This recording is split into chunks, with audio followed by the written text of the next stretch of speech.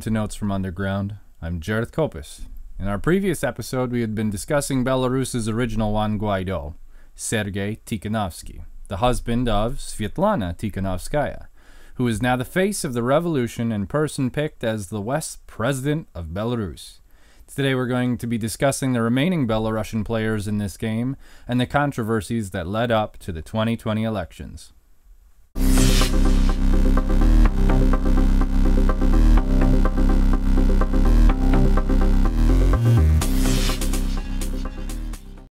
On June 11th, the Financial Investigation Department of Belarus opened a criminal case against multiple employees of Belgazprombank. Belgazprombank is a Russian-owned bank in Belarus.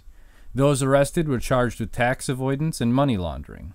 The chairman of the management board of this bank was a presidential hopeful and likely the closest contender in the race. His name, Viktar Babaryka. Viktar himself was not arrested along with these 15 employees.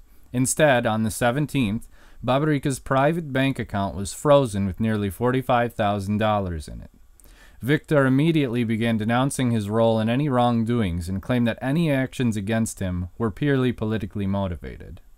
The next day, he and his brother Eduard were arrested. By that night, a so-called Action of Solidarity was held in Minsk, ironically in Independence Square, much like it was in Ukraine. A human chain was formed around the park, and similar protests were held sporadically throughout the month.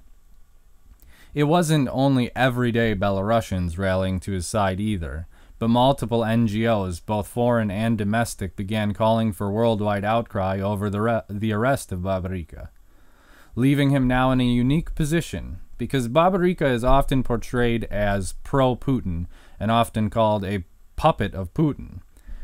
So the Western media and NGOs supporting him are now contradicting themselves. If they're supporting him, they are ergo supporting the democracy set forth by Putin. On July 14th, the Central Election Committee of Belarus denied to register Babaryka as a presidential candidate, not only because he was under investigation for his role in Belgazprombank, but he was also accused of not claiming income and property, as well as being accused of taking funds from foreign organizations for his election campaign. With the refusal of Babaryka and Tikhanovsky, it was up to Tikhanovsky's wife to lead the opposition, and the remaining opposition members mostly fell in line behind her. Suddenly, a woman who could rarely fill a park full of supporters was pulling nearly 10,000 people at her rallies. As the campaigns continued, Tikhanovskaya claimed her rallies were being targeted and that she was not given a fair chance at utilizing local spaces for her rallies. Despite all these alleged attempts to derail her popularity, she continued to gain more supporters. She even claimed to have 70,000 people attend one of her rallies in Minsk. In reality, it was only about 18,000, but all things considered, this was still a very large gathering for an opposition figure in Belarus. At one of these events, 2 opposition supporters were arrested, leading to a series of protests and even more arrests. Amongst these subsequent arrests were 2 journalists from the Current Time TV channel out of Russia. Although it's in Russia, it's owned and operated by the U.S. government through Radio Free Europe, Radio Liberty, and what's called the Voice of America, both of which played roles in multiple other attempted revolutions in Eastern Europe.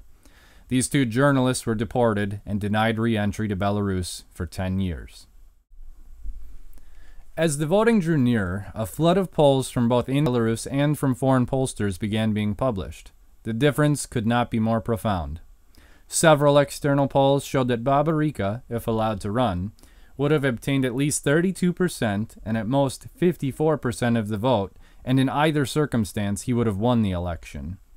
Tikhanovskaya came in second place in most of these polls, and coming in third was the less publicized opposition leader, Valery Tsepkalo.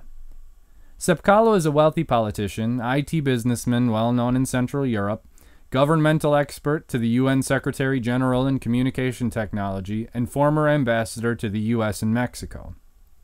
After being dismissed from his post in the government by presidential order in his role as director of Belarus's High Technologies Park, which is essentially Belarus's version of Silicon Valley, for outsourcing thousands of jobs that could have been fulfilled internally. This massive amount of outside investment left many to believe that he had been taking kickbacks from foreign investors and businesses for these positions.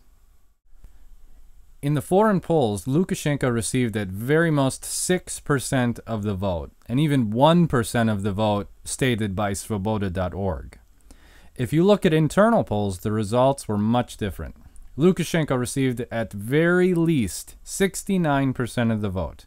Tikhanovskaya coming in a distant second with at most 7% of the vote.